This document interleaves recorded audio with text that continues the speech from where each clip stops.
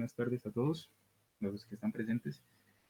Me presento, pues mi nombre es Juan Sebastián Muñoz, soy estudiante de geología también.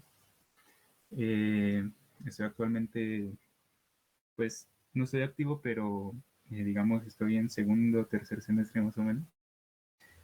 Y la idea de la charla de hoy es hablarles un poco acerca de la evaluación del riesgo en cuanto a las erupciones volcánicas.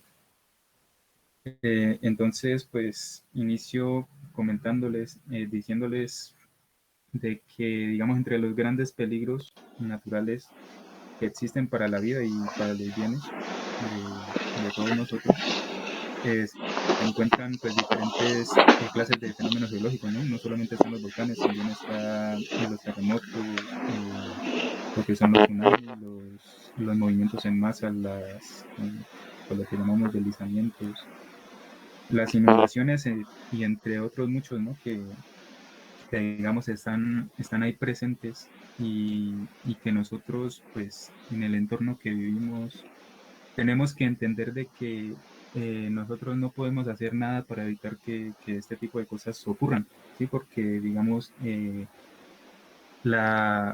poder, la escala o la magnitud de la capacidad de destrucción que tienen este tipo de fenómenos, eh, digamos, es un poco imposible para nosotros poder abordarlo para evitarlo, ¿no? Pero lo que sí podemos hacer es estar preparados, estar prevenidos, tomar las medidas necesarias para hacer que el impacto que generen este tipo de fenómenos, de peligros, se reduzca al mínimo en cuanto a pérdida de vidas humanas, al mínimo en cuanto a pérdida de bienes, a impacto económico. Entonces, digamos, ahí se encuentra la importancia de estudiar este tipo de fenómenos, de tratar de entenderlos bien para así mismo poder estar preparados de la mejor manera. Eh, Quiero iniciar pues mostrándoles estas imágenes que son pues sucesos, en este caso pues de erupciones volcánicas que han ocurrido, unas recientemente y otras no tanto, como pueden observar, por ejemplo, en la parte superior izquierda de la pantalla. No sé si están viendo de pronto el mouse que la estoy señalando. La tragedia pues más conocida por nosotros que fue aquí en Colombia, que fue pues la destrucción del pueblo de Armero debido a la erupción del volcán Nevado del Ruiz en el año 1985. Eh, En la parte superior derecha vemos lo que son las ruinas de lo que fue la destrucción de Pompeya debido también al impacto de la erupción del monte Vesubio ubicado en la ciudad de Nápoles, en Italia. Aquí abajo podemos ver en la parte izquierda lo que es un flujo de lava que está arrasando con todo a su paso. Esto fue también en una erupción reciente que hubo en el volcán Kilauea, que está ubicado pues, en Hawái, como todos saben. Este otro tiene que ver con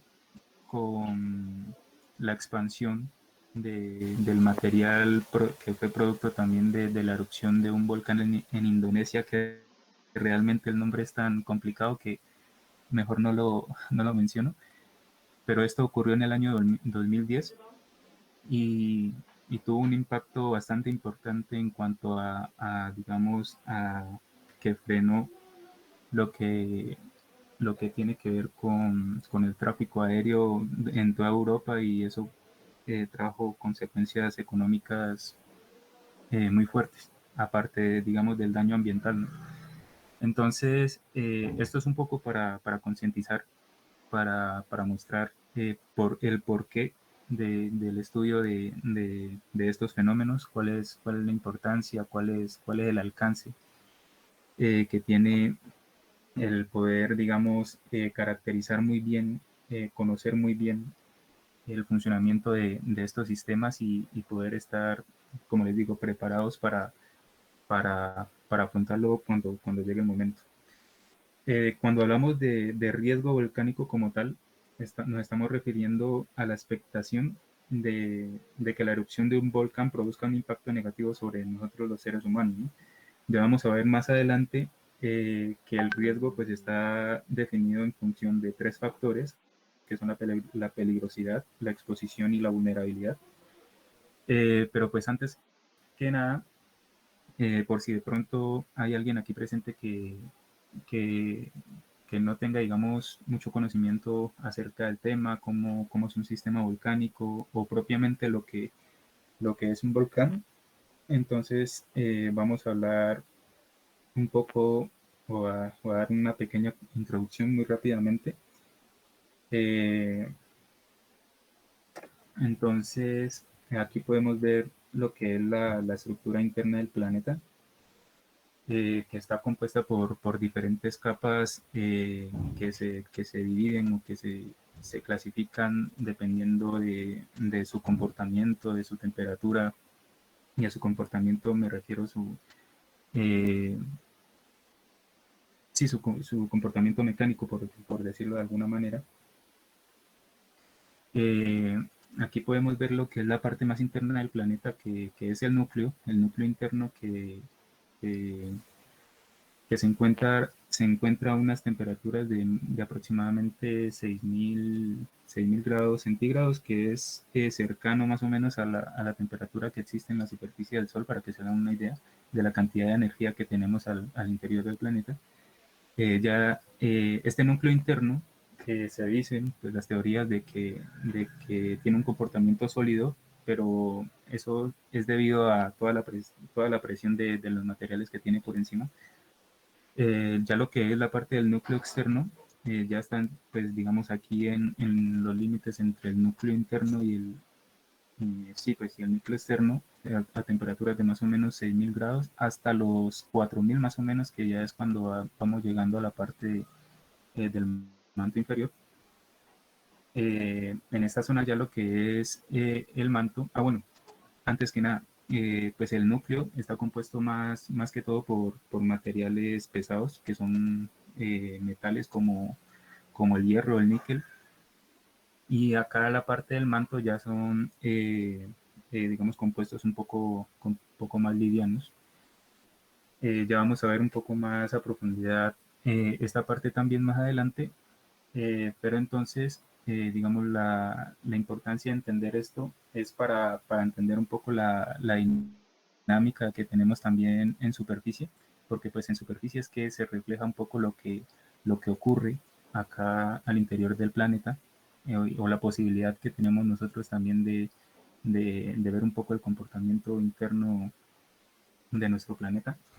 Estas temperaturas del manto superior, aquí en la parte más, del manto inferior, perdón, el manto inferior, aquí en el límite con el núcleo, está unas temperaturas de aproximadamente 4.000 grados centígrados hasta los 1.000 grados centígrados más o menos, que es la parte que llegando aquí ya a la parte de lo que es la estenosfera. Estas diferencias de temperaturas que hay en la parte inferior y en la parte, pues ya que tenemos aquí cerca la astenosfera, eso genera, produce que haya unas corrientes internas de material que cuando, digamos, estamos por acá abajo, se calienta, este material que está por aquí al interior se calienta y como todos sabemos, pues cuando algo se calienta tiende a disminuir su densidad, y debido a eso, ese material asciende y cuando llega acá arriba, vuelve, digamos, se enfría y se vuelve esto como un ciclo. A esto se le conoce como corrientes de convección a la circulación de ese material dentro del manto terrestre. Y esto tiene repercusiones pues en la capa más externa del planeta, que ya lo que conocemos como la corteza, ¿no? Que hay, digamos, dos tipos de corteza, que es la corteza continental y la corteza oceánica, que se diferencian básicamente por su densidad y su composición de ciertos minerales. Y este movimiento me genera que esa corteza se fracture, sí, se me generan estas fisuras por donde este material que está en estado líquido, en estado viscoso, encuentra esas grietas y va a tender a salir por ahí, ¿cierto? Entonces, cuando este material ya, digamos, entra en contacto en este caso, pues tenemos que esta fractura se encuentra en el océano. Cuando este material entra en contacto acá con los, pues ya el agente atmosférico, podría decirse, o con el agua, en este caso, eh, se solidifica, me genera, digamos, una corteza más nueva y eso me genera que la corteza más vieja que se encuentra, digamos, más hacia el interior, eh, pues se vaya esto corriendo para acá, ¿no? Digamos, toda esta dinámica la estudia la ciencia que se le denomina la tectónica de placas, ¿no? Que es la que estudia, digamos, el comportamiento de, de todos los procesos que hay en el planeta. Y, digamos, es la base de la cual se explican muchos de los fenómenos geológicos que ocurren. Entonces, bueno, volviendo acá, toda esta corteza nueva que se me genera aquí y que me va empujando a la otra, hacia acá, hacia, hacia la corteza, en este caso lo que es la corteza continental, me genera que haya un choque aquí entre las dos placas y digamos este material que tenemos a nivel de corteza oceánica, como al ser más denso, más pesado que el material que encontramos a nivel continental, tiende a introducirse, a meterse otra vez hacia el manto, por lo que este material que estaba sólido, al entrar en contacto con este material a altas temperaturas, vuelve y se funde. Y entonces todo esto es un ciclo del cual eh, pues produce todos los fenómenos que vamos a explicar. Aquí vemos el caso de cuando la corteza oceánica se introduce al interior de la corteza continental. Y digamos, hago énfasis en este pedazo porque aquí en estos límites, en estos ambientes es que se me va a generar lo que es el vulcanismo, ¿sí? Digamos, cuando esta corteza se va introduciendo de nuevo hacia la astenosfera, eso genera que entre esta placa y entre estos dos materiales, haya una fricción en este punto, ¿sí? Hay una fricción y eso va a generar, digamos, una acumulación de energía eh, en este sitio porque, pues, digamos, las placas no se deslizan una contra la otra, sino que entre ellas se bloquean y ese bloqueo hace que haya una acumulación de energía que, digamos, va a llegar a un punto en el que la roca ya no va a aguantar más y se va a romper. Y en ese momento es cuando se generan pues, los sismos, los terremotos que sentimos pues, en superficie, ¿no? Eh, y esto es importante porque esos terremotos, digamos, cuando ocurre esa liberación de energía, eh, en la parte de la corteza continental se generan unas fracturas, ¿sí? Se generan unas fracturas, unas cavidades por las cuales este material que se encuentra en la astenosfera, que tiene un comportamiento viscoso, plástico o líquido, este material encuentra esas cavidades, esas grietas y empieza a ascender por la litosfera, por la corteza. Y cuando ese material logra llegar a superficie, pues dependiendo de las condiciones, cuando ese material fundido llega a superficie, ahí es donde se me presenta ya lo que es el fenómeno del vulcanismo. Eh, Aquí podemos ver pues eh, un esquema del planeta en el cual podemos ver la separación que tienen en las placas tectónicas. Pues ya habíamos dicho que ese movimiento interno del material dentro del planeta genera que esta corteza no sea totalmente rígida, sino que se divida como en capas, en placas, que es como un rompecabezas, como podemos ver acá en la parte inferior. Eh, y aquí en la siguiente imagen vamos a ver que estos límites de estas placas va a tener relación con la ubicación geográfica que van a tener los volcanes a nivel mundial. Por ejemplo, podemos ver que todas estas líneas en las que se encuentran en los volcanes coinciden acá en esta imagen con lo que son los bordes y los límites de las placas. En ese sentido, pues nosotros vamos a tener unas zonas que van a ser evidentemente de más interés de estudio, de más interés de cuidado, por ejemplo, para estudiar estos volcanes. Podemos ver que, por ejemplo, en esta zona al sur de Asia, lo que es Indonesia, Japón, hay mucha densidad de volcanes, ¿sí? Digamos, un área geográfica en superficie pues tan pequeña. Entonces, esa es como la relación que hay entre los límites de las placas y el vulcanismo pues en general en todo el planeta. Aquí pues presento unos datos generales sobre pues, los volcanes en el mundo, que se estima que hay pues alrededor de 2000 volcanes entre inactivos e inactivos distribuidos por todo el planeta. Entre los activos hay más o menos 1600 volcanes que tienen potencial, eh, que son potencialmente eruptivos, y cerca del 75% de todo este vulcanismo se presenta en lo que es el cinturón de fuego del Pacífico, que es algo que olvidé mencionar acá. El cinturón de fuego del Pacífico pues es la zona sísmicamente y volcánicamente más activa en todo el planeta, y está distribuida, digamos, desde acá al sur de Chile, va subiendo o ascendiendo pues, por toda la costa eh, oeste de Sudamérica y por todo Centroamérica y la parte oeste también de lo que es Estados Unidos, y sale por acá por Japón, Rusia, lo que es Indonesia. Entonces toda esta franja roja que podemos ver en esta imagen representa las zonas de mayor actividad sísmica y volcánica alrededor del planeta. Como dije aquí, cerca del 75% de los volcanes activos se encuentran en este cinturón de fuego.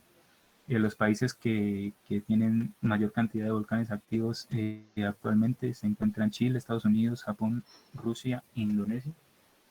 Todos, todos estos países, como pudimos ver, distribuidos a lo largo de lo que es el cinturón del fuego del Pacífico. Y digamos, son 500 millones de personas las que viven en áreas de influencia directa de los volcanes. Digamos, son personas que pueden tener afectación directa en cuanto a un evento eruptivo. Pero pues estas 500 millones de personas es una cifra engañosa, ¿no? Porque, eh, digamos, estas son las personas que viven cerca de un volcán. Pero como ya se ha podido ver en la historia de nuestro planeta, digamos, una erupción volcánica no es un fenómeno que sea aislado, que afecte únicamente a las personas que viven cerca. Ya vamos a ver que hay muchos factores más que pueden llegar a tener afectaciones a nivel global. Entonces, pues como les digo, es un dato como un poco engañoso. Ahora, bueno, esta imagen la presenté también en una charla anterior que había realizado. Muestra un poco lo que es la problemática, ¿no? Digamos, esas poblaciones se encuentran en zonas aledañas a lo que son volcanes activos. Actualmente, por ejemplo, acá en la parte superior izquierda tenemos la hermosa ciudad de Nápoles, ubicada en Italia, con cerca de 500.000 habitantes, ubicadas aquí en las faldas en zona aledaña al monte Vesubio, al famoso monte Vesubio, responsable de la destrucción total de la ciudad de Pompeya, ¿no? Que es muy famoso por, por esa historia y también porque es uno de los volcanes más potencialmente destructivos que hay en el planeta. Acá en la parte superior derecha tenemos lo que es el monte Fuji, y aquí abajo podemos ver la ciudad de Tokio, una de las ciudades más importantes del mundo y si no estoy mal, es la ciudad más densamente poblada con 37 millones de habitantes. 37 millones de habitantes que equivale a más de las tres cuartas partes de Colombia, de las habitantes de Colombia. Eso es mucha gente y por ejemplo acá en la parte inferior tenemos ya casos más cercanos, más locales. Aquí en la parte inferior izquierda está lo que es la ciudad de Pasto, también con más o menos 450.000 habitantes que viven aquí en las faldas del volcán Galeras, que es uno de los volcanes también más estudiados a nivel mundial, porque tiene un potencial destructivo también importante. Y este lo pongo porque, pues, para las personas que me conocen, yo soy de Popayán, y este sitio me encanta. Esto es lo que es el volcán Puracé. Esto acá abajo, pues, es Popayán. Y este volcán también tiene una historia reciente particular en la cual, digamos, en la última erupción importante que tuvo, eh, digamos, fallecieron más o menos unas 20 personas que se encontraban en excursión ese día. Entonces, es algo que se debe tener en cuenta también. Y presento esto, como les mencionaba, para entender un poco la problemática, ¿no? Y la importancia de la labor que se debe realizar en cuanto a un buen manejo de los riesgos de prevención en cuanto a este tipo de eventos. Ya entrando de pronto un poco más en materia, para entender, digamos, a futuro cuál puede ser el potencial eruptivo de cada volcán, tenemos que entender también primero qué es el magma, ¿no? El magma, que es el material, digamos, que se almacena en la corteza y que posteriormente sale a superficie en forma de lava.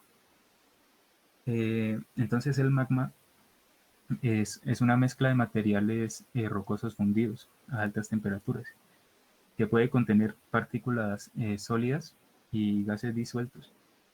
Eh, Como dice aquí, está formado mayormente por silicatos, que es la composición perdón, de silicio y oxígeno, que son, digamos, los elementos en los que se encuentran en mayor proporción en la corteza.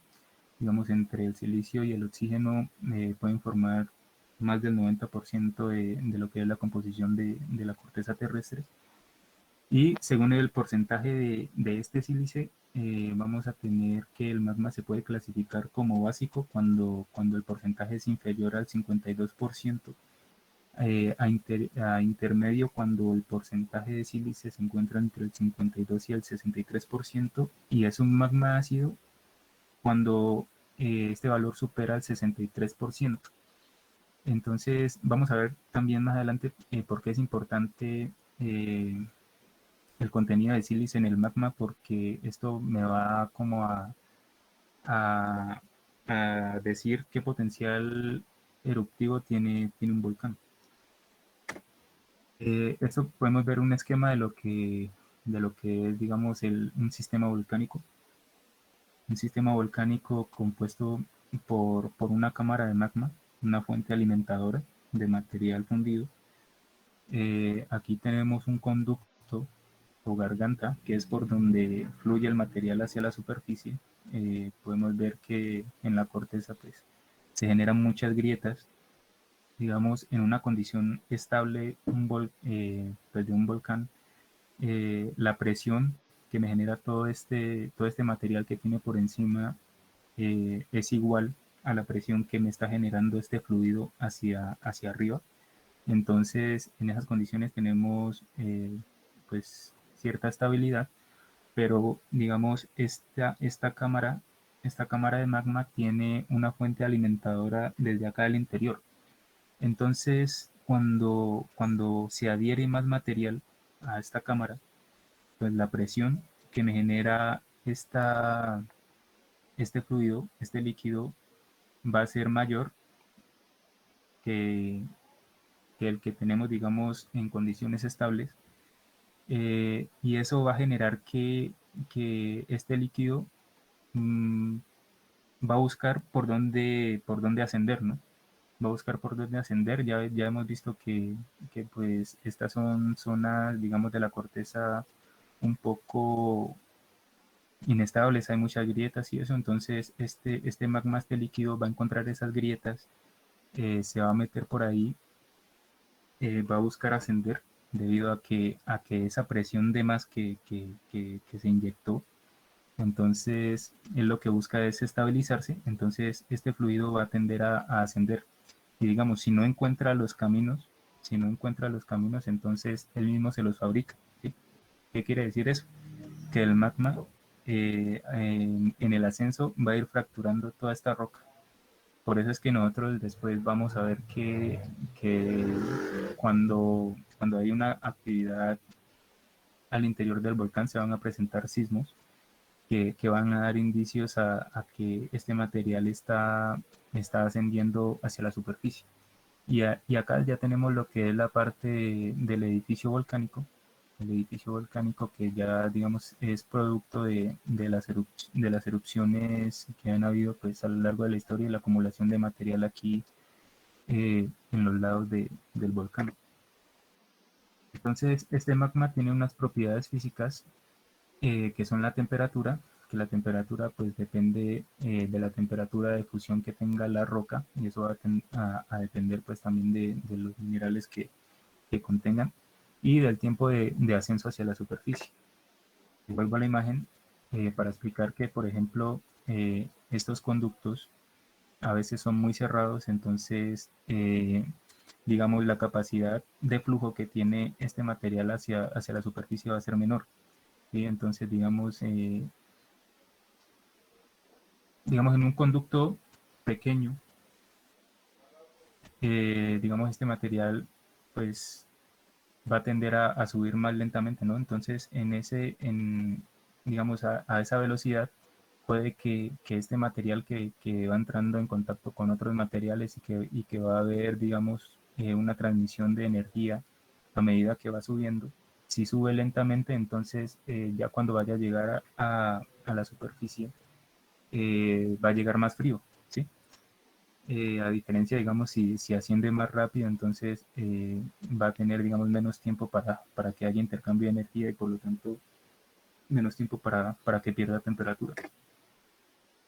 La viscosidad, que es un parámetro que controla el movimiento de un fluido y que varía pues en composición en función de la composición química y la temperatura.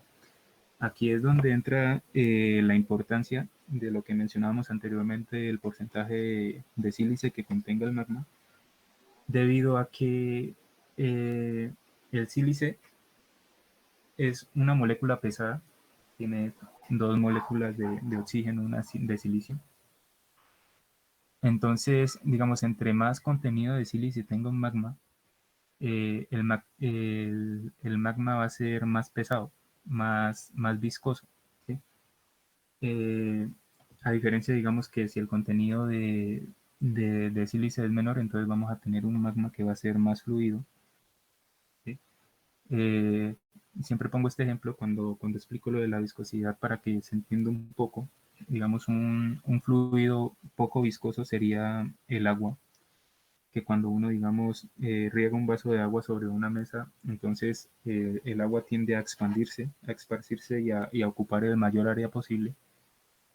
A diferencia, digamos, de que si tenemos una miel, ¿no? Digamos, si nosotros vamos a sacar una miel de una botella o algo, nos tenemos que quedar con la botella, digamos, boca abajo durante un tiempo, esperando a que el fluido, pues, baje, porque baja a una velocidad muy lenta. Entonces, esa puede ser un poco la diferencia para que me entiendan un poco el concepto de la viscosidad. Y tenemos lo que es la propiedad de la densidad, que es un parámetro que se define como la masa por unidad de volumen.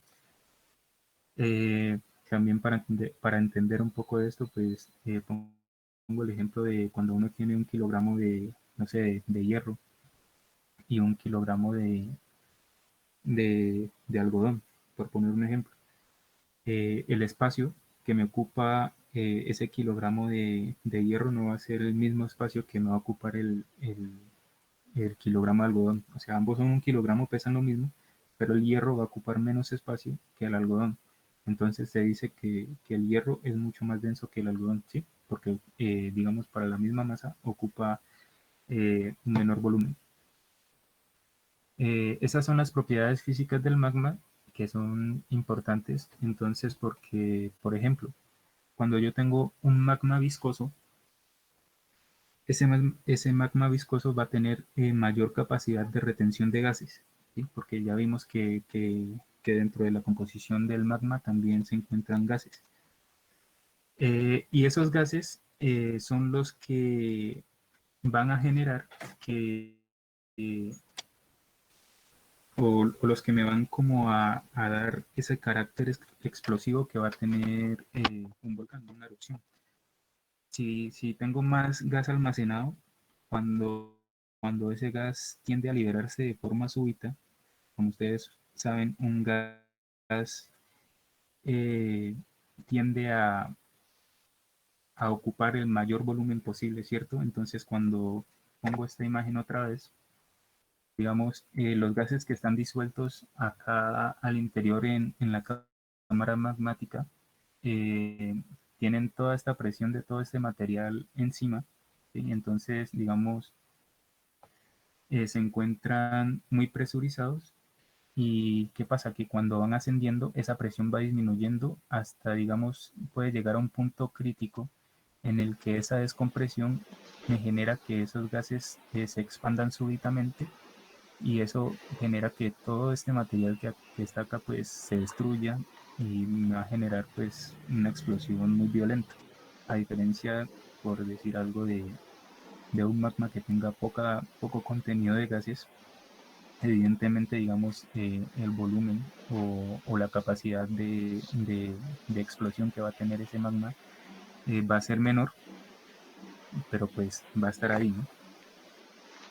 Eh, Ahora, las propiedades químicas, eh, la composición química del magma depende del tipo de roca del que procede y su evolución hasta salir al exterior. Eh, el análisis de la composición de las rocas volcánicas nos proporciona información sobre su origen, dado que no podemos analizar directamente el magma en su lugar de formación. Entonces, pues es evidente que nosotros, pues hasta ahora no tenemos la capacidad de, digamos, de realizar una perforación o de llegar hasta las profundidades del manto o mismamente de estas cámaras magmáticas, ¿no? Es algo que hasta ahora no se ha podido. Entonces, digamos, el recurso que nos queda es poder estudiar la composición de las rocas que son derivadas de estas erupciones, que nos van a dar a nosotros una idea, una idea de lo que pues, puede estar ocurriendo al interior, en la cámara magmática. También aquí dice que depende del tipo de roca del que procede y su evolución hasta salir al exterior. Eh, Esto tiene que ver también que el magma en su ascenso va a ir, digamos, interactuando con otros materiales que se van encontrando, con materiales sólidos, materiales fluidos, y, digamos, esa composición va a ir variando dependiendo de los materiales que se vaya encontrando en ese ascenso. Bueno, ahora entramos a hablar ya propiamente de lo que es la actividad eruptiva, perdón. La erupción es el resultado de la llegada del magma a la superficie del planeta, ¿sí? Eh, el magma puede llegar de forma directa desde la zona de generación, como la podemos ver aquí en la imagen en la parte izquierda, que es una sola cavidad que llega desde la zona de la astenosfera.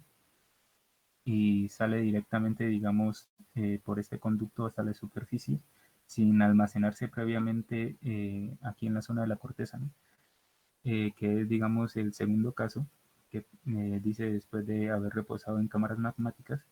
Entonces eso es cuando el material asciende y encuentra, digamos, un espacio en el cual almacenarse, ¿no? Se almacena.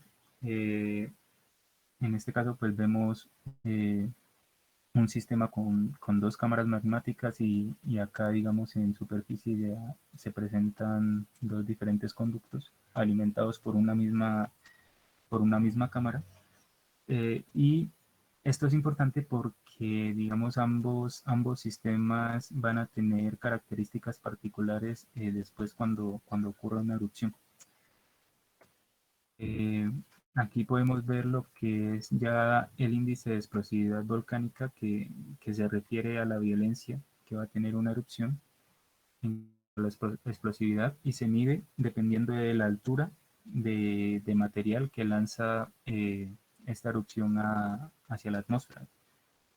Eh, por ejemplo, un índice de explosividad 1 sería una erupción que no me genera una columna de material, ¿sí? Que digamos puede ser una erupción de lava muy fluida, como los casos que se presentan en Hawái, que es una lava muy líquida.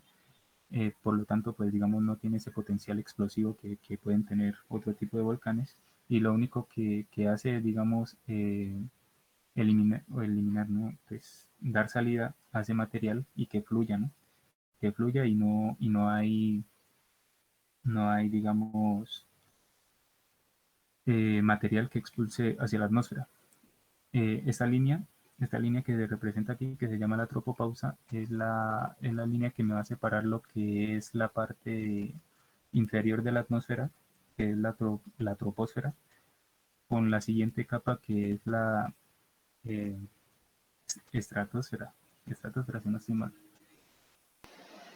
Esta línea se encuentra ubicada entre los 9 y 17 kilómetros más o menos. 17 kilómetros, digamos, a niveles de lo que es el mar. Y 9 kilómetros, pues ya digamos en las zonas más montañosas, las zonas más altas, como lo son en la cordillera de los Himalayas. Y, y digamos, eso me marca un poco, eh, pues como una referencia que se tiene para también poder dar, poder dar un, ¿qué? Un índice de explosividad para poder medir un poco el alcance de estas erupciones. Un índice de explosividad 4, podríamos dar un ejemplo de lo que fue no, o no recuerdo si fue 4 o fue mayor, pero pues la que ocurrió en el monte Santa Elena, creo que sí fue 4, en el monte Santa Elena en el año 1980. Y ya digamos, este índice de explosividad puede llegar hasta un valor de 9, que ya sería, digamos, un evento catastrófico como lo podemos ver acá.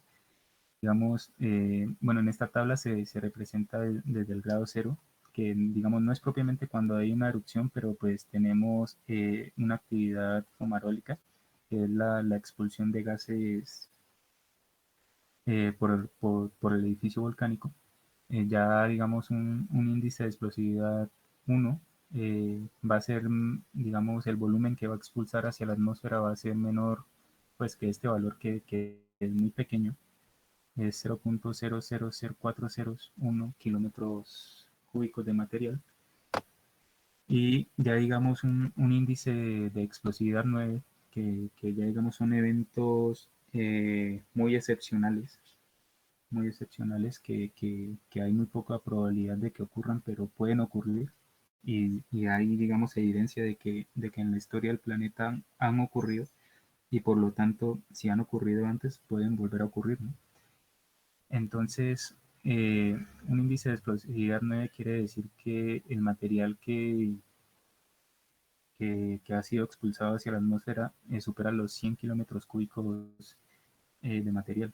Y la altura de la columna eruptiva puede superar los 25 kilómetros, o sea, muy por encima de la línea de lo que es la tropopausa. Entonces, en estos casos, pues ya vamos a tener, eh, digamos, un escenario caótico que puede llegar a tener implicaciones muy graves a nivel global.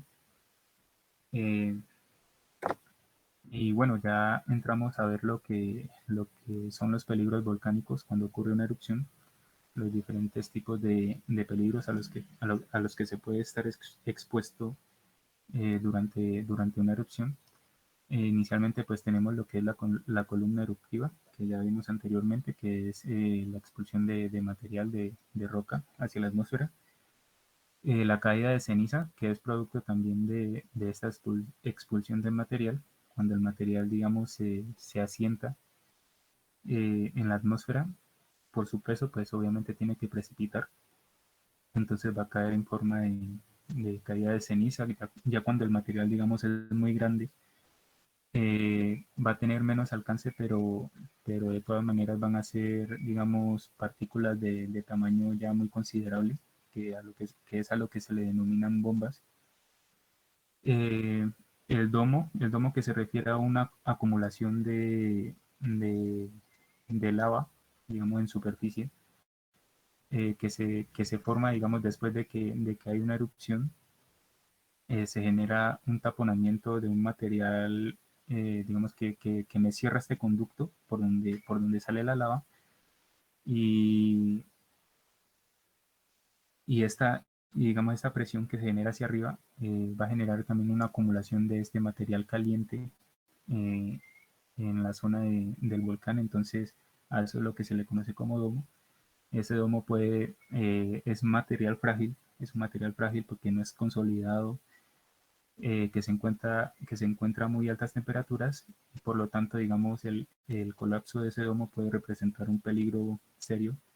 eh, que digamos, el caso del colapso del domo no tiene que ver propiamente con lo que es la actividad eruptiva. Este domo puede permanecer ahí, puede que no haya actividad, y puede que ocurra, no sé, de pronto algún evento, un microsismo que me altera la estabilidad de ese domo, y eso se puede venir abajo. Y no tiene, digamos, que ver con la actividad eruptiva como tal, pero puede representar un peligro. Están lo que son los flujos de lava, que ya es, digamos, el material que sale en forma viscosa, en forma líquida, y desciende por las laderas del volcán. Eh, Está otro peligro, pero que digamos, ya es indirecto, que también, digamos, no tiene que ver directamente con la actividad eruptiva, sino que es consecuencia de ella. Digamos, cuando hay acumulación de nieve en la zona cercana al cráter del volcán. Un ejemplo, lo que pasó en Armero con la acumulación, digamos, de agua en forma de nieve que hay en el cráter del Nevado del Ruiz. Y al entrar en contacto con este material caliente que sale, toda esa agua pues se derrite y tiende a descender por los valles, pues, generando un daño importante a poblaciones que puedan haber por acá en las zonas inferiores. Por acá, por este lado, tenemos lo que es un flujo piroclástico, un flujo de densidad piroclástica que es una combinación de materiales sueltos, ceniza volcánica, escoria, eh, gases a altas temperaturas. Entonces, esto se genera cuando, digamos, eh, la columna eruptiva que, que se genera, pues, producto de la erupción, por su propio peso, colapsa, y genera que todo ese material descienda a altas velocidades también por la ladera de los volcanes.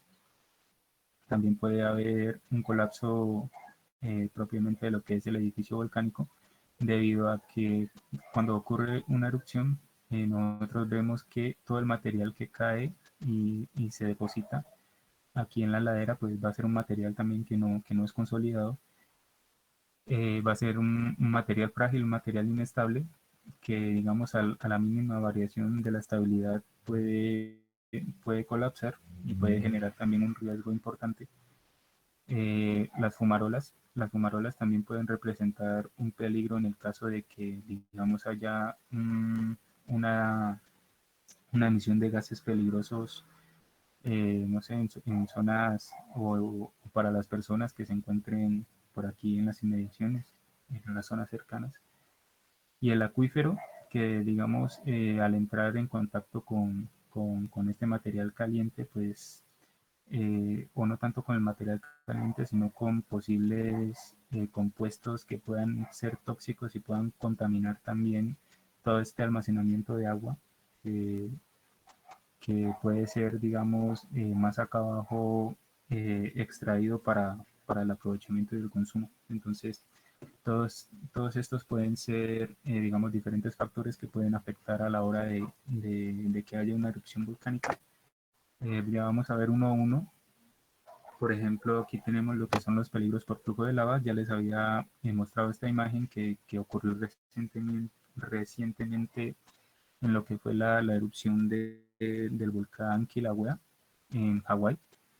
Tenemos que este es un material, un magma, producto de un magma poco viscoso. Entonces, cuando sale a superficie, digamos, la diferencia de lo que es lava y lo que es magma es únicamente que el magma es cuando se encuentra al interior de la corteza y lava se le llama ya cuando sale a superficie.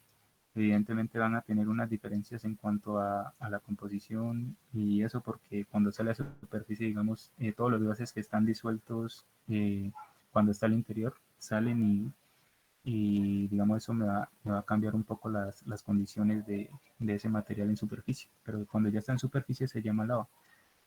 Y entonces esa lava tiene, al ser poco viscosa, tiene capacidad de fluir largas distancias. Como podemos ver aquí, ha llegado hacia zonas que ya podemos ver aquí unas casas que se han visto afectadas, pasa por en medio de una carretera.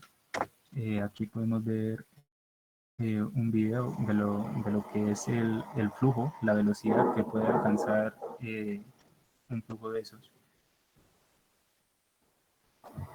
Y no es solo, digamos, propiamente el flujo, porque también la liberación de todos esos gases, como podemos ver ahí, puede traer afectaciones a nivel ambiental. A nivel ambiental puede ocasionar intoxicación a las personas que se puedan encontrar cerca.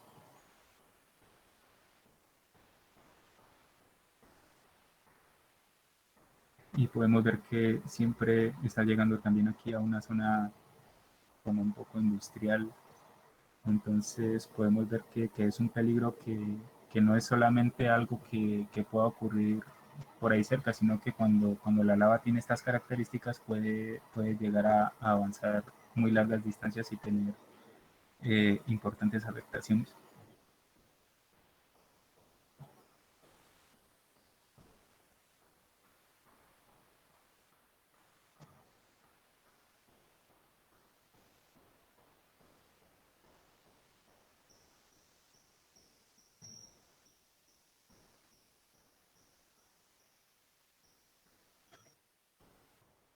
Bueno, eh, aquí tenemos lo que son los flujos de lodo polares, que ya vimos anteriormente que se pueden generar debido a cuando hay acumulación de, de nieve, de agua en forma de nieve en la parte superior del volcán, lo que es cercano al cráter.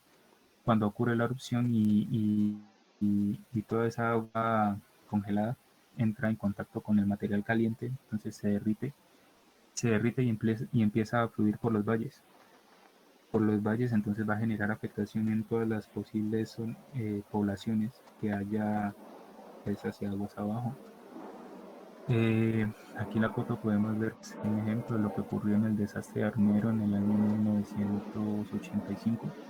Prácticamente este ladar acabó con todo el pueblo El alcance en mortalidad fue de o sea, este a menos 20.000 personas, más o menos 21.000 personas, de las 29.000 personas que vivían en el pueblo.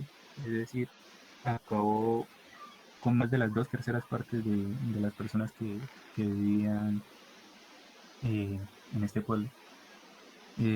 Por eso es que esta erupción ha sido una de las más mortales en la historia, y a partir de ahí fue que, eh, digamos, se creó un programa de las Naciones Unidas en lo que fue la década de, de la mitigación de los riesgos, algo así la denominaron. eh, que esto fue desde el año 1990 hasta el 2000, en la cual, digamos, se empezó a generar planes para, para disminuir el impacto de este tipo de fenómenos a nivel mundial, no solo a nivel, digamos, de acá de lo que fue Colombia, que fue la zona afectada, sino que eso dio pie para que a nivel mundial se empezara, digamos, a prestarle un poco más atención a este tipo de riesgos que existen. Eh, Aquí podemos ver un ejemplo de lo que es un lagar, el potencial de destructivo que puede tener un lagar. Ahí se pueden dar cuenta que son volúmenes de agua extremadamente grandes.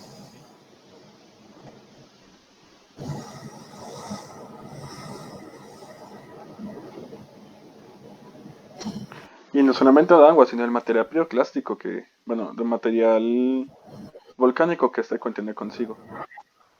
También todo ese material, el lagar es una combinación de todos esos factores. Puede haber, incluso eso va arrancando árboles, va a lo que se encuentre en el camino lo va a ir arrastrando, entonces obviamente eso va a aumentar la capacidad de destrucción que va a tener más hacia abajo, ¿no? Claro. Aunado a que la densidad de flujo como tal es bastante alta. Tengo entendido que la consistencia de estos eventos tiende a ser como un concreto fluido, un concreto antes de que se solidifique. Sí, exactamente, porque pues podemos ver que cuando se asienta, por ejemplo, en la imagen anterior aquí lo vemos como si fuera una capa de arena, una capa de lodo, ¿sí? Pero pues todo este material fue el que fluyó y como es un material tan pesado, cuando eso impacta tiene la capacidad de destruir lo que sea. Entonces es uno de los peligros más importantes que hay en cuanto a eso. Aquí tenemos lo que es el peligro por colapso de lo que es, digamos, ya propiamente lo que es el edificio volcánico. En la imagen se encuentra un ejemplo de lo que ocurrió en el año 1980 con el monte Santa Elena. Aquí digamos, en la imagen izquierda podemos ver el volcán, lo que fue antes de la erupción, unos meses antes. Y aquí a la derecha vemos ya lo que fue el resultado de, de lo que fue la erupción. A este volcán se le conocía como el Fuji americano, porque tenía pues, esta forma de cono alta, y aquí podemos ver que todo este material que había por aquí encima se derrumbó. Ya vamos a ver un video de cómo fue este caso. Este caso fue muy especial, perdón, me devuelvo un poco. Fue muy especial debido a que en ese tiempo, digamos, el conocimiento que se tenía en cuanto a la volcanología no era muy profundo, ¿no? Digamos, la ciencia de la volcanología es un poco nueva, ¿sí? Ha tenido, pues, muchos avances importantes durante el siglo XX, pero hasta este momento no se había visto un comportamiento de este tipo, ¿sí? De este tipo en el cual la erupción como tal no se dio, digamos, como se esperaba que fuera, que, que fuera una erupción que me enviara, que me generara una columna eruptiva vertical hacia arriba, sino que fue una erupción que se dio de manera lateral, ¿sí? Que digamos el conducto por el cual salió el material no salió por acá por el cráter como se esperaba, sino que se desvió por acá hacia un lado. Entonces el indicio que hubo en ese momento para determinar que el volcán estaba entrando en actividad fue que la montaña ya digamos ya no se le veía esta forma de cono, sino que hacia la cara norte de la montaña le empezó a salir como una protuberancia de esta forma. Eh, entonces, digamos, eso desconcertó un poco a los científicos que estaban mirando pues esta montaña en su momento. No sabían qué era lo que estaba pasando al interior, ¿sí? Solamente hasta que, digamos, debido a la presión que había aquí adentro y que corrió todo este material, como ya vimos anteriormente, ese material suelto va a llegar un momento en el que el propio peso ocasiona que esto colapse. Entonces, digamos, al haber una despresurización digamos, tan instantánea, entonces eso ocasionó que la erupción, todo el material que estaba presurizando eso, pues saliera de una vez hacia acá, hacia un lado y no hacia arriba como se tenía esperado. Bueno, esto ya lo pasamos. Ahora vienen los peligros por lluvias de ceniza. Ya vimos pues que aquí podemos ver lo que es la columna eruptiva, producto de la erupción. Entonces, digamos, todo este material va a llegar pues hasta alturas considerables. Puede llegar hasta, digamos, la altura en la que vuelan los aviones comerciales. Entonces, todos los vientos que hay en la atmósfera van a transportar todo ese material y como ya vimos, pues va a llegar un momento en que ese material precipita y van a tener, digamos, este tipo de afectaciones las poblaciones, más que todo las más cercanas, ¿no? Aunque dependiendo pues de la velocidad del viento, puede viajar a distancias mucho mayores.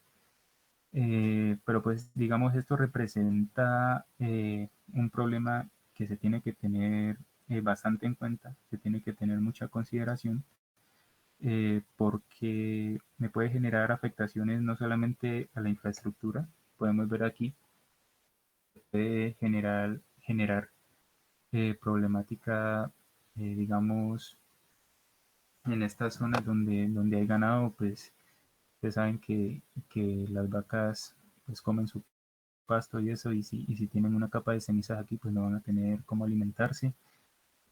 También puede, digamos, frenar el tráfico aéreo, que fue lo que ocurrió un poco en el año 2010, con la erupción de un volcán en Indonesia, que me reservo el nombre porque es muy complicado, la verdad, pero Sebastián, que generó el el cual volcán fue en Islandia. en Islandia. Ajá. Ajá. Y el nombre es como Pero digamos, Eyjafjallajökull, una cosa así. sí, exacto, ajá, ese mismo, sino que, digamos, todo ese material viajó hacia Europa, Ujú. eh, se esparció por todo el norte de Europa y eso generó que se frenara el tráfico aéreo y hubo pues un colapso tenaz, generó miles de millones de euros en pérdidas. Entonces, por acá abajo también podemos ver que puede afectar lo que es la parte de la agricultura. Entonces, son cosas que hay que tener en consideración cuando se vaya, digamos, a estudiar los posibles riesgos que se pueden generar debido a esto. Los flujos piroclásticos, que son los flujos de densidad piroclástica que ya los explicamos anteriormente, que es una nube que contiene materiales sólidos, cenizas, bloques, gases muy densos a altas temperaturas. Digamos, un flujo de estos puede alcanzar temperaturas de hasta 500, hasta 1000 grados centígrados, que fue el caso de lo que ocurrió en el Vesubio, cuando destruyó Pompeya, que se demostró que ese flujo alcanzó a llegar a tener más de 1000 grados de temperatura. Entonces, evidentemente, si a una persona lo alcanza un flujo de esto, pues instantáneamente no, la mata. Entonces, es algo que, digamos, este representa uno de los peligros más importantes cuando ocurre una erupción volcánica. Eh, Aquí podemos ver, por ejemplo, cuando, cuando ocurre la erupción, pues la columna eruptiva. En este primer caso, lo que vimos anteriormente, que cuando llega, digamos, a altas o alturas considerables, mejor dicho, el material coge y viaja por la parte superior de la troposfera y se puede llegar a depositar en sitios pues muy distantes, ¿no? Y acá abajo podemos ver cuando el peso propio, el mismo peso de todo este material que se encuentra en esta columna, colapsa, y eso genera que por las laderas del volcán viajen a altas velocidades, ¿no? También depende un poco de la pendiente que tenga esa ladera. La velocidad de estos flujos puede alcanzar los 200, 300 kilómetros por hora. Entonces viajan a una velocidad muy, muy alta que en realidad es muy difícil de escaparse. Ya vamos a ver aquí en este video, por ejemplo, es un ejemplo de lo que ocurrió en el monte Unsen en Japón en el año 1991, que no sé si han escuchado la historia de la pareja Kraft, que eran dos vulcanólogos, una pareja de vulcanólogos que pues, les encantaba acercarse demasiado al espectáculo, al peligro, y digamos este fue el momento en el que ya les tocó. Pero entonces aquí podemos ver cómo esos flujos también tienden a fluir por los valles y pueden llegar a tener alcances bastante considerables a altas velocidades y generar pues eh, muchos daños.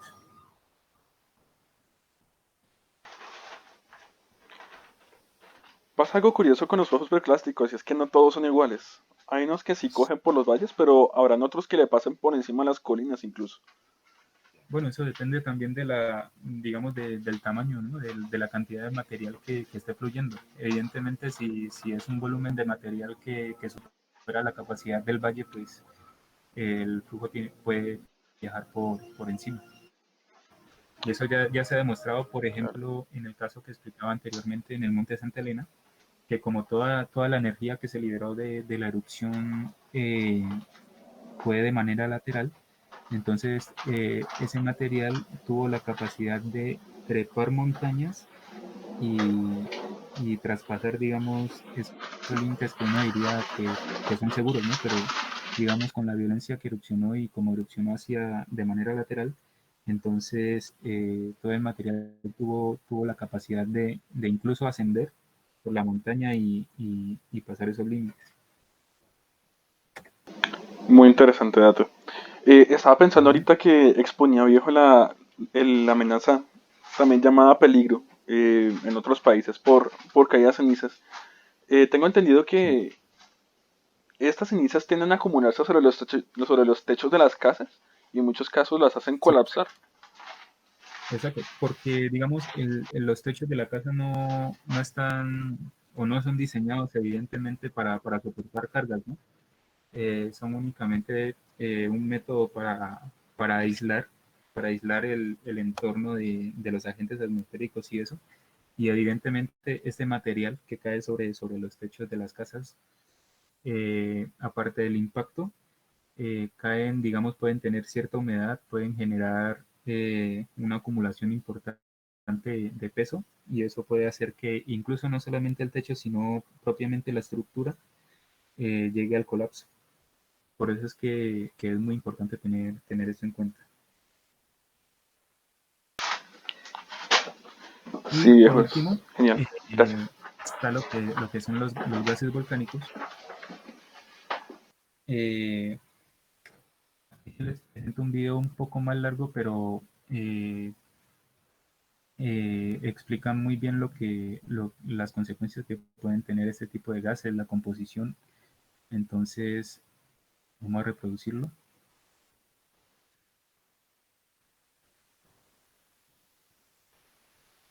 La roca derretida almacenada debajo de los volcanes, llamada magma, contiene gases disueltos que son liberados durante las erupciones o emitidos cuando el volcán está inactivo, escapando por el suelo, manantiales, lagos o respiraderos llamados fumarolas. Hay varios tipos de gas volcánico. Algunos forman nubes como niebla, conocida como smog.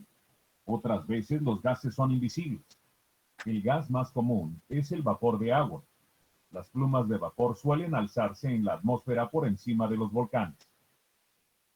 También pueden haber otros gases que en cantidades sustanciales pueden ser tóxicos para la gente y animales y dañar cultivos y propiedades. El dióxido de carbono es incoloro e inodoro, es decir, no puedes verlo u olerlo. Es más pesado que el aire, almacenándose en terrenos bajos, lagos o espacios confinados.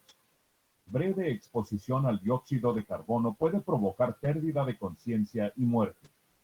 Otros gases contienen azufre. Estos son incoloros, pero tienen un fuerte olor, como a huevos podridos. Los gases sulfurosos irritan tu piel, ojos, nariz y garganta. El olor puede ser una advertencia, pero desaparece a altas concentraciones, siendo muy tóxico y causando pérdida de conciencia y muerte. Peligros de largo alcance pueden formarse cuando los gases reaccionan con lluvia, formando lluvia ácida, y con la luz del sol y la atmósfera, creando partículas que causan impactos a la salud hasta cientos de kilómetros alrededor del volcán. Las erupciones grandes pueden producir tanto gas que el clima global puede verse afectado durante años cuando el gas bloquea parte de la energía solar. Plumas persistentes de gases volcánicos pueden causar daños a largo plazo a la agricultura y a la salud de la gente.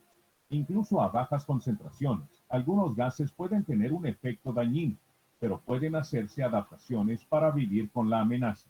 Eventualmente, los gases se diluyen en el aire y dejan de ser dañinos. Los científicos monitorean los gases volcánicos durante y entre erupciones. El monitoreo puede permitir a que se emitan alertas cuando los niveles de gas son peligrosos.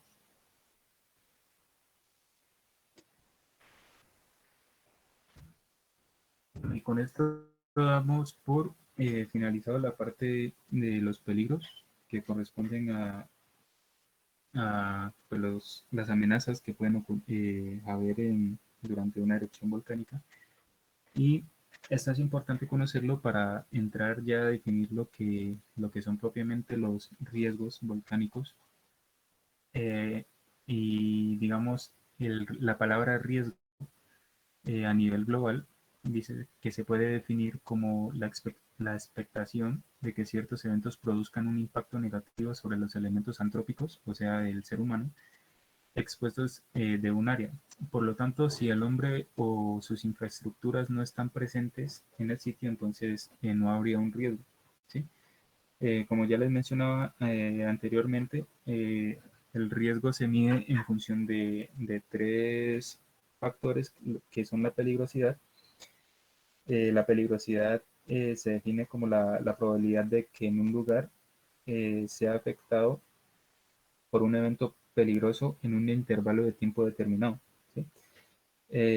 Digamos, el concepto de lo que es la peligrosidad volcánica engloba pues muchos elementos que se producen en un volcán, como ya lo vimos, y pueden provocar pues daños a personas o a bienes, ¿no? A bienes, estructura, incluso al ambiente. Digamos, por este motivo es importante también conocer lo que es la historia eruptiva de un volcán, que es, digamos, un factor muy importante a la hora de determinar su peligrosidad eh, pues, volcánica y nos permite definir la forma aproximada de su estado actualmente y poder prever cómo puede ser su comportamiento a futuro. Eh, para esto, digamos, se generan lo que son unos mapas de peligro, que expresan el grado de probabilidad de que uno de estos fenómenos volcánicos que mencionamos anteriormente, como las coladas de lava, los flujos piroclásticos, los lavares, etcétera, puedan afectar un lugar en concreto, en un intervalo de tiempo. Ahora también tenemos lo que es la vulnerabilidad.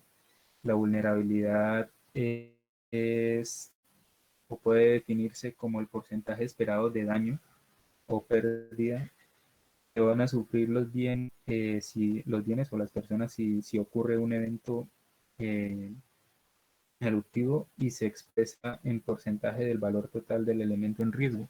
El valor total hablando de la parte económica, ¿no? En cuanto a lo que tiene que ver con bienes. Este valor pues es un concepto estadístico y hay que calcularlo pues para, digamos, para todos los elementos expuestos de la misma manera. Por eso, digamos, que se prefiere o se define una escala de daño a tres niveles, ¿no? Digamos, eh, un daño ligero puede ser, digamos, un daño que sufra del 0 al 20% de la estructura. Un daño moderado pues, puede ser un daño entre el 10 y el 60% de la estructura y un daño grave ya del 50 al 100%. Entonces, que se supone que por la dificultad real de distinguir si un daño, eh, pues, mejor dicho, es muy difícil como dar un valor propio exacto, ¿no? Entonces, por eso se calculan estos intervalos. Y por último, tenemos lo que es el factor exposición, que esto ya me representa un valor, digamos, de los bienes sujetos a posibles pérdidas, digamos, siendo su valor cero cuando no hay ningún bien presente, pues, en zonas aledañas, de un fenómeno natural. Entonces, tenemos esos tres factores que son los que me van a definir el riesgo para una erupción volcánica. Para esto es importante entonces lo que mencionábamos anteriormente, conocer el volcán. ¿Sí? ¿Y qué significa conocer el volcán? Significa conocer, digamos, su capacidad explosiva, los materiales que contiene, el tipo de magma, los pues, el tipo de lavas.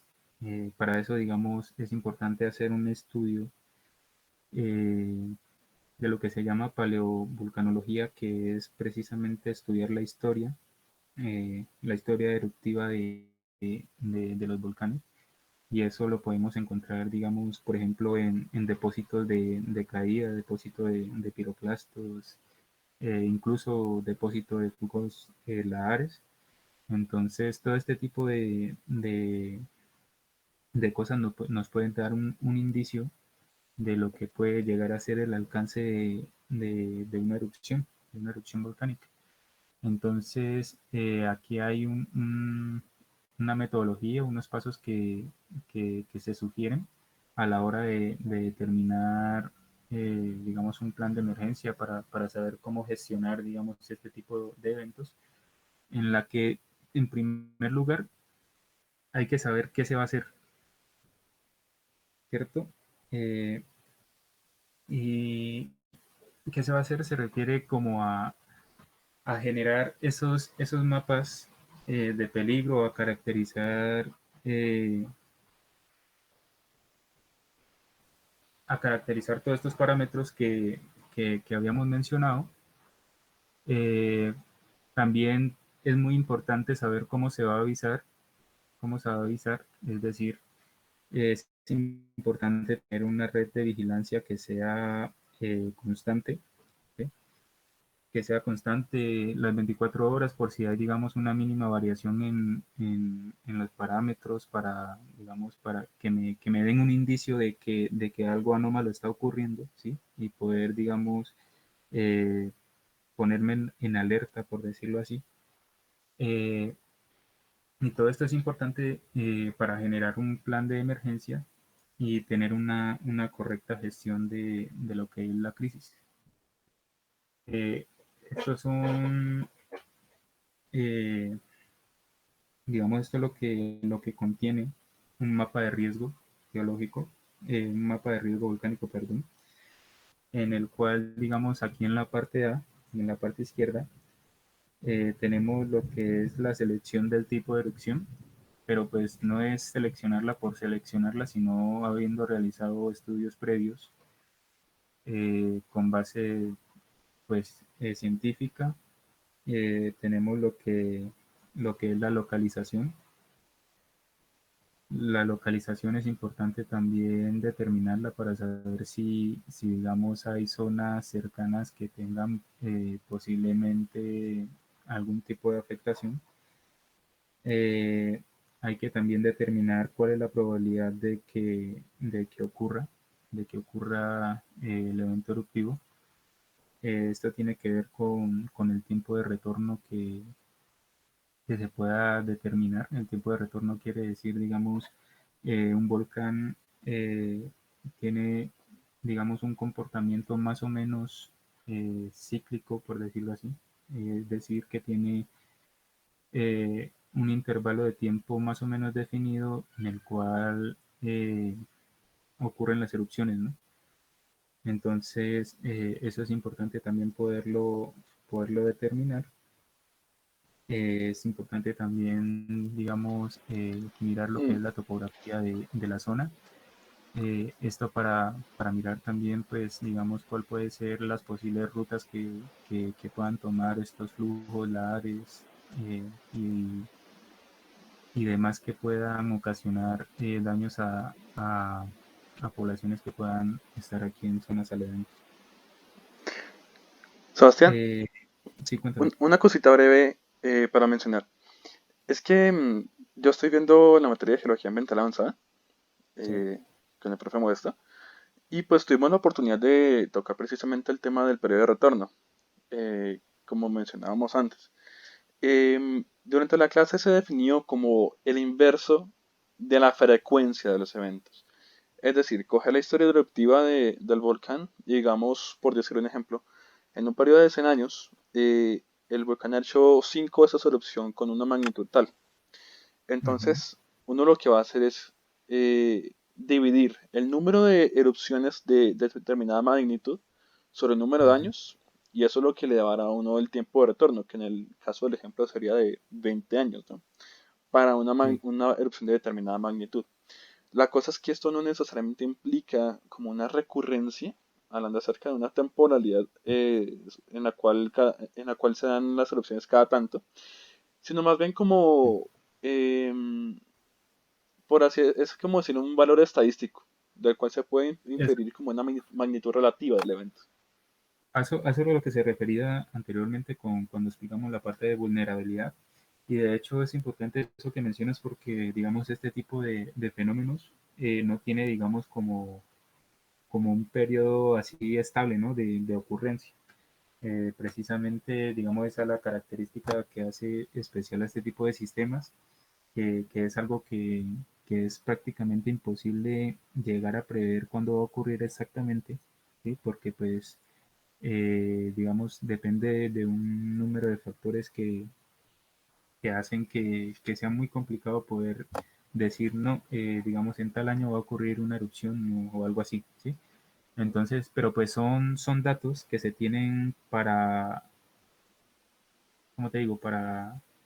Para caracterizar, sí, o sea, para tener una idea más o menos de cómo es el comportamiento eh, de, pues, de las erupciones, ¿no? Pero pues evidentemente no vamos a poder tener un dato exacto. Eso va a estar expuesto a mucha incertidumbre. Exacto, tal cual. Ujú. Bueno, sigo por acá, por este lado.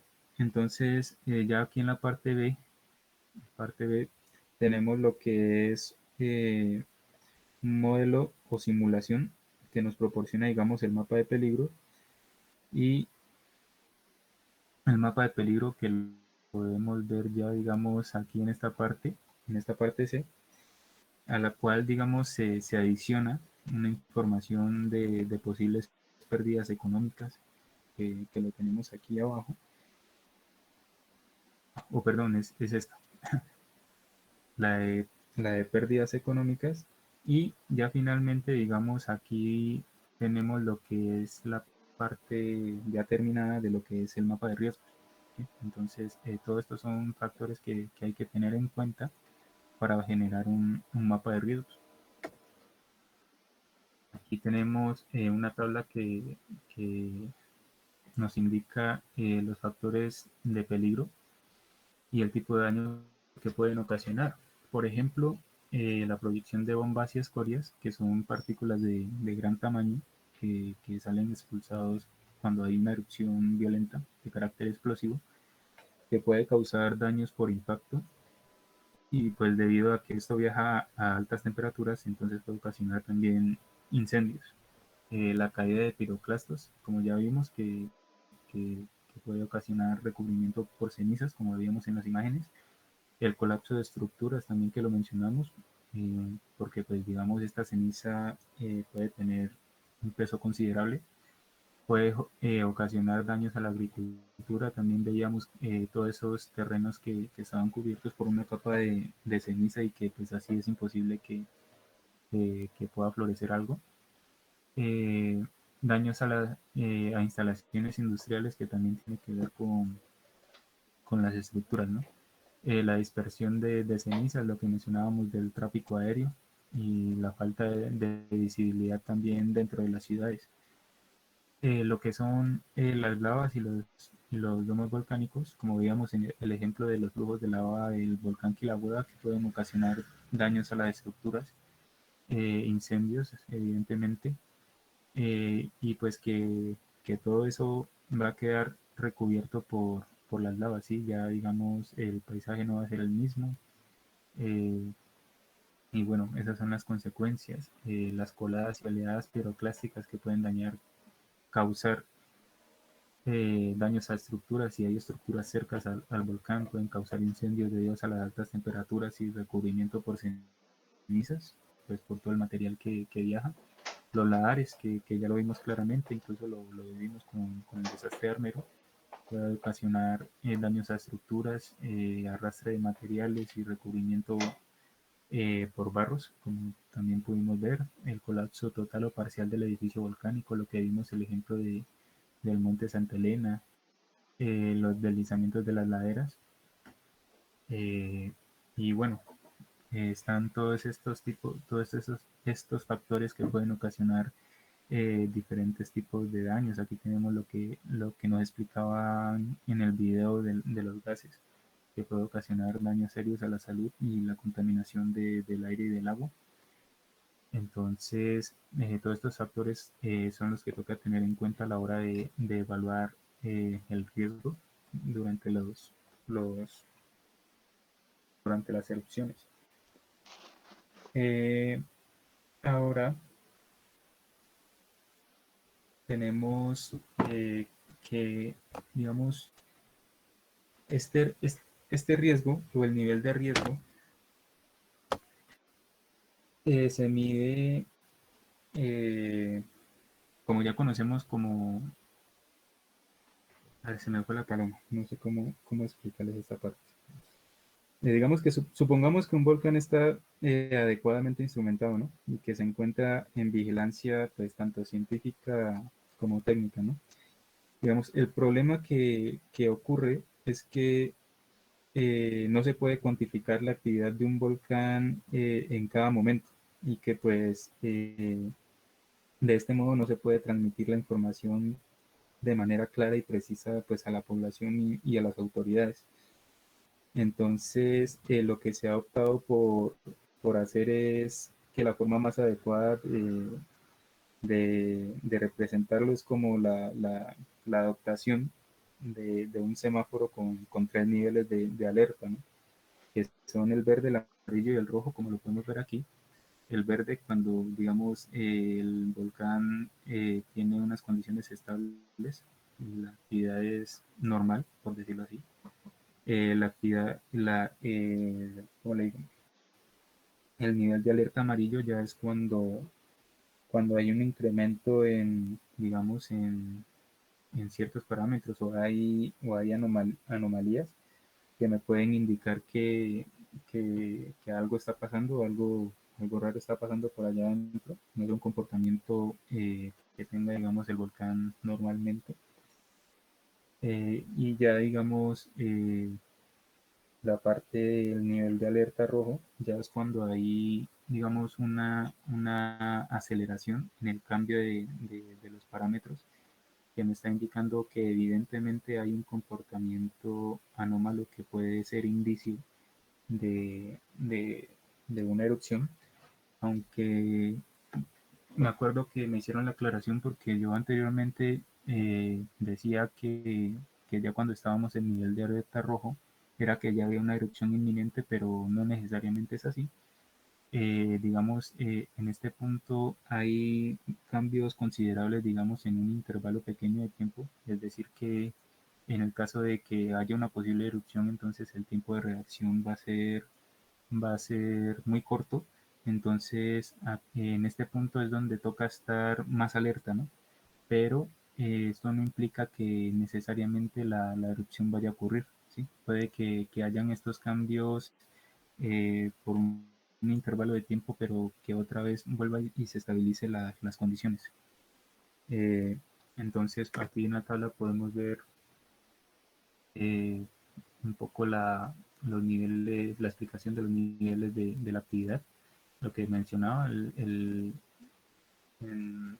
estado de actividad verde es un estado normal en el que, digamos, no hay muchas variaciones en el comportamiento, en los parámetros que se miden en el volcán, en los parámetros que se vigilan. Eh, el nivel amarillo cuando ya pues hay un incremento de la anomalía y pueden haber indicios de otros indicadores.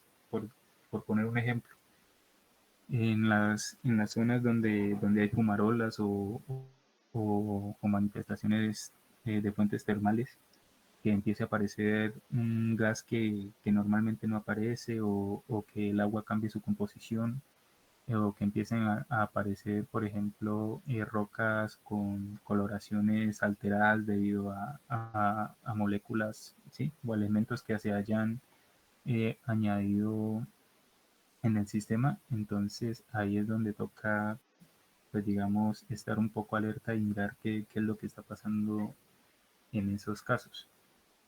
Y ya el nivel de alerta rojo es cuando, como mencionaba, la variación de esos parámetros se acelera, ¿sí? Digamos, empieza a aparecer cada vez más concentración de gases como el CO2, que es un indicativo de que el magma está en ascenso. Eh,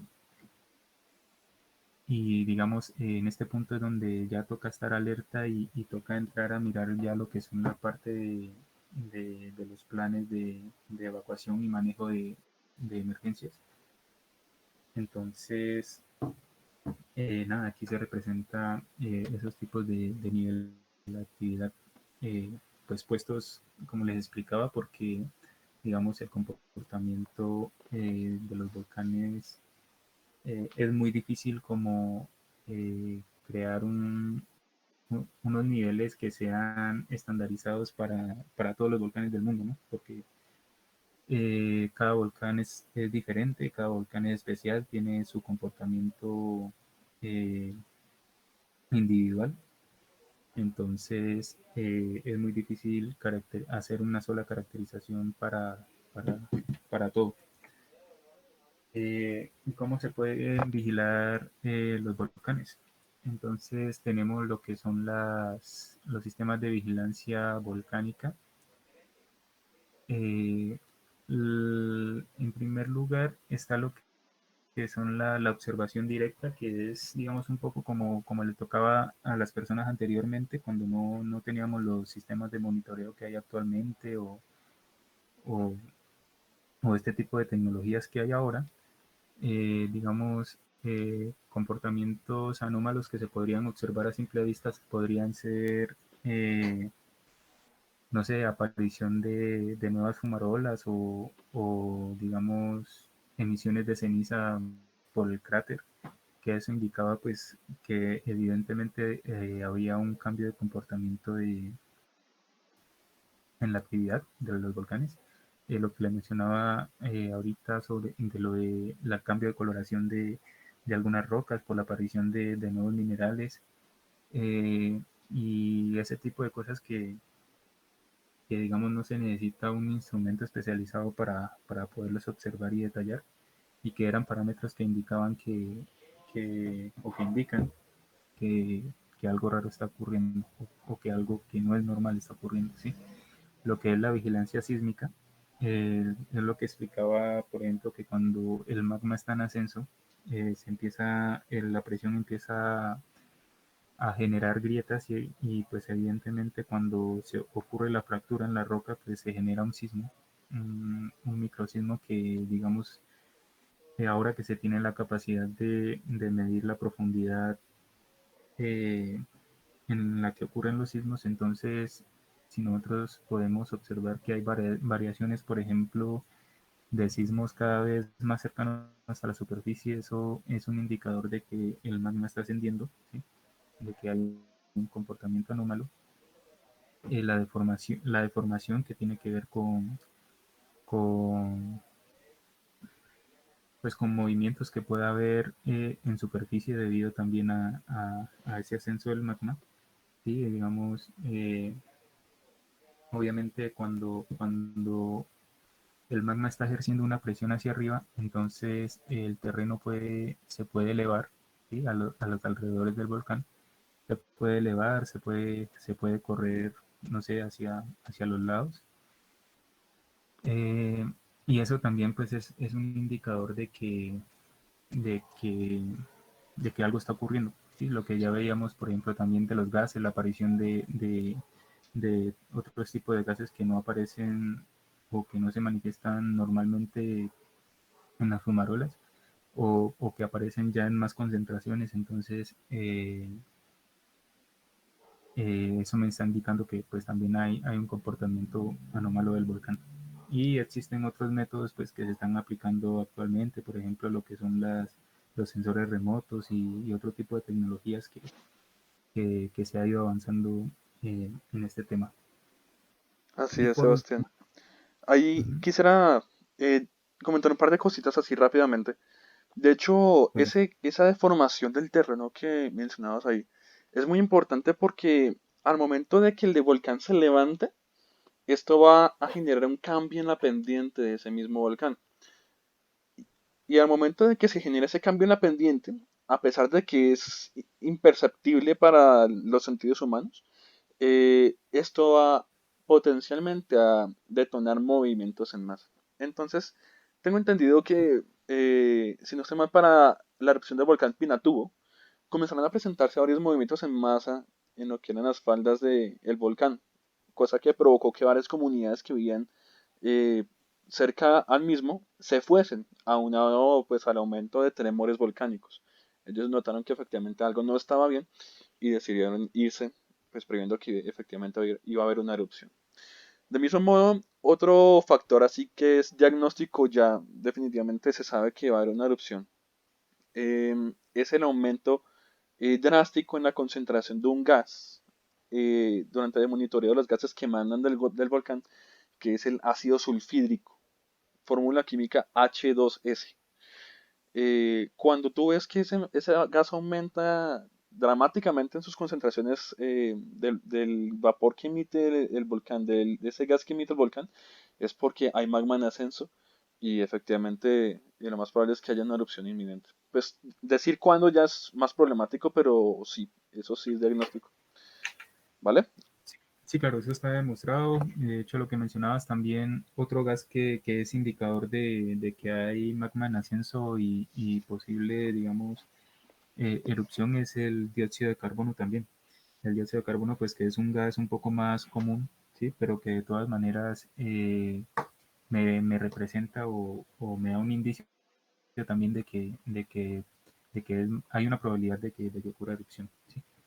Y bueno, por último quería mencionar que eh, cuando se vive en un área volcánica activa es necesario el desarrollo medidas de prevención centradas en los siguientes ámbitos, como lo son el conocimiento de la actividad volcánica, ya lo que, digamos, parámetros, características que mencionamos anteriormente, un sistema permanente de vigilancia, ¿sí?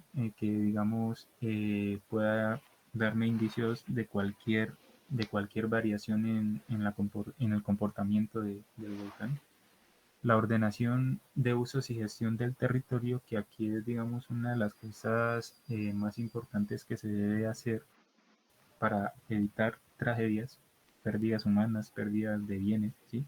Saber administrar bien este tipo de gestión de lo que tiene que ver con el ordenamiento territorial de las poblaciones, la planificación ante emergencias, tener unos buenos planes de evacuación, y aquí es muy importante la parte de la educación y divulgación, lo que mencionábamos al principio de que estos temas no se tienen que sesgar únicamente al ámbito académico, al ámbito geocientífico, sino que tiene que ser algo que se tiene que introducir a nivel social, a nivel cultural, y porque, por ejemplo, aquí en Colombia tenemos no sé cuántos volcanes, como 18 volcanes activos, que son potencialmente destructivos porque hay muchas zonas, hay muchas poblaciones que viven en las zonas aledañas, ¿sí? Entonces, digamos, la gente, las personas tienen que tener conocimiento de esto y tienen que saber cómo reaccionar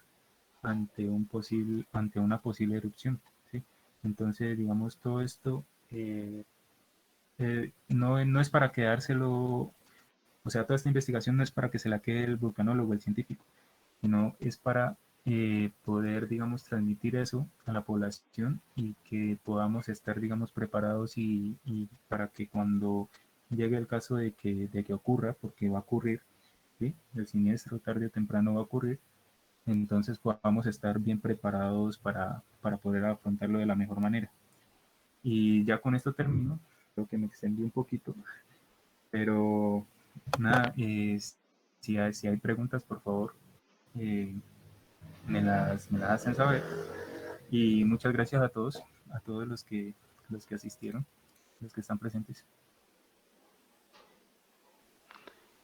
A usted mil gracias, Sebastián. De verdad que ha sido una gran charla, una excelente charla, muy importante, muy interesante, con unos datos sumamente valiosos que van más allá de la simple evaluación de la amenaza.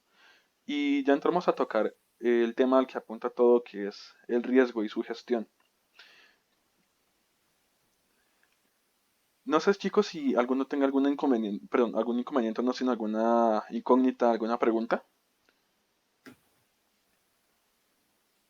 Vale, mientras los chicos comentan, quisiera mencionar que es bastante curioso, así como a modo de dato curioso, que aquí traemos una definición un tanto diferente de lo que es el riesgo, así como un concepto con un nombre distinto al que vimos durante la charla valentina que fue el lunes, hablando acerca precisamente del tema de la gestión del riesgo en Colombia, cuando aquí en Colombia se usa tradicionalmente amenaza.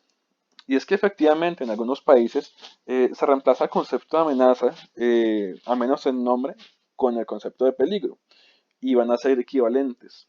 Otras definiciones ya de lo que es el riesgo de la amenaza como tal harán diferencia entre lo que son ambas cosas, particularmente el profe Modesto que ha venido desarrollando su propio concepto de lo que es el riesgo y lo que es el riesgo e inclusive su gestión. Él sí dice que el peligro es diferente a la amenaza, sí. Pero es para que veamos que al momento en el mundo se vienen tratando diferentes conceptos en cuanto a lo que es el riesgo y sus factores asociados. Algunos dirán que hay exposición además de vulnerabilidad y amenaza. Otros dirán que solamente son vulnerabilidad y amenaza y van a meter la exposición dentro de la vulnerabilidad. Es bastante interesante y también es una materia de debate en el sentido de que no hay como una cohesión, no hay como un consenso mundial en cuanto a cómo tratar estos conceptos. Entonces es importante que los conozcamos todos y asimismo que podamos tener un concepto crítico nosotros mismos de decir con cuál nos quedaremos. De todos modos, aquí la idea es que podamos verlos todos gradualmente, inclusive también el de Profe Modesto. Más adelante lo que pasa es que Profe Modesto ya dio su charla. Él la dio el año pasado, en primer semestre. para los que son miembros del semillero, en la carpeta del semillero, en el Drive, van a encontrar en la parte de presentaciones, la presentación con el concepto de amenaza de vulnerabilidad que le llaman toxicidad y riesgo del profe Modesto Portilla. Es muy importante que le echen un vistazo.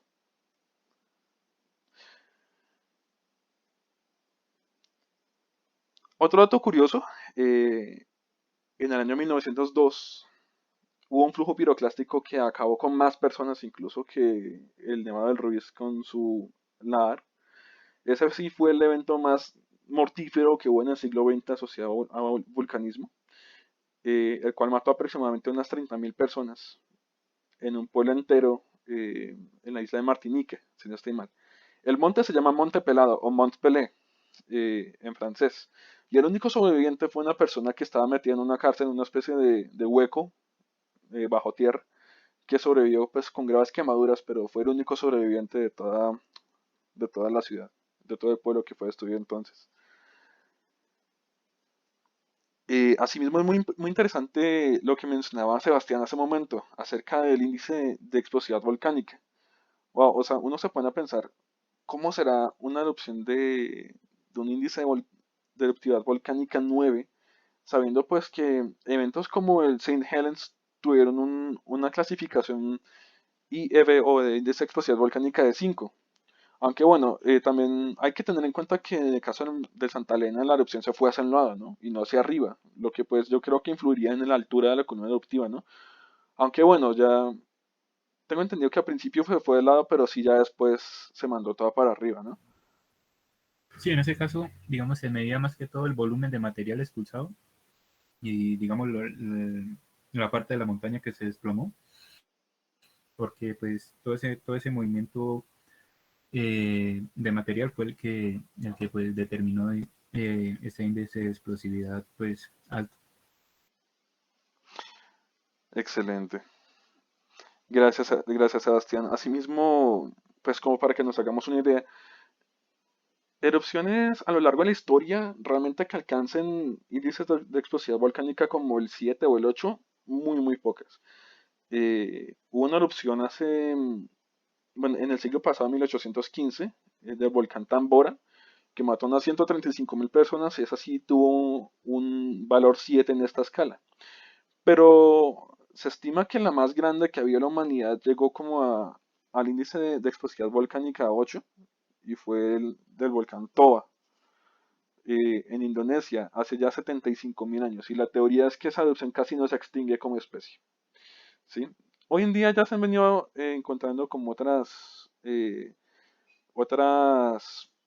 pruebas de que de hecho no fue tanto así.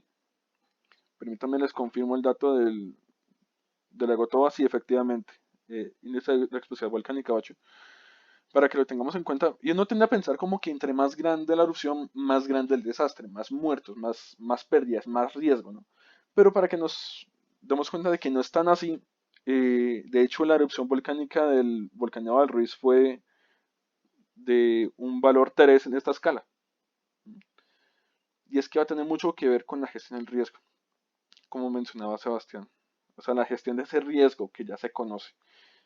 Sebastián mencionó esas tres etapas de la gestión del riesgo: el conocimiento del riesgo mediante la evaluación de la amenaza y los entes vulnerables, bueno, los entes, mejor dicho, porque pues uso la clasificación del profe Modesto.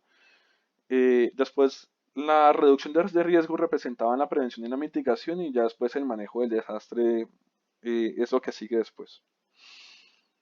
Sebastián, muchísimas gracias y no sé si hay alguna pregunta que se haga en el chat o alguien que tenga algo que decir.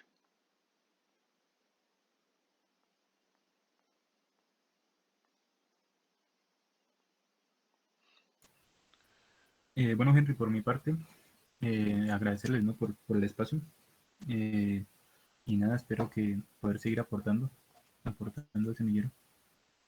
Y muchas gracias a todos por los que asistieron. Espero les haya gustado la charla.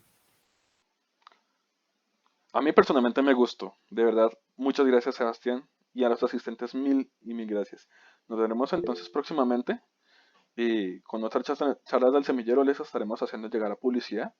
Y asimismo, en el momento en el que quieren revisar cualquier concepto, cualquier aporte de parte de Sebastián. La charla próximamente se va a estar subiendo al canal de YouTube. Bueno, que estén todos muy bien, que gane Colombia y nos estaremos hablando.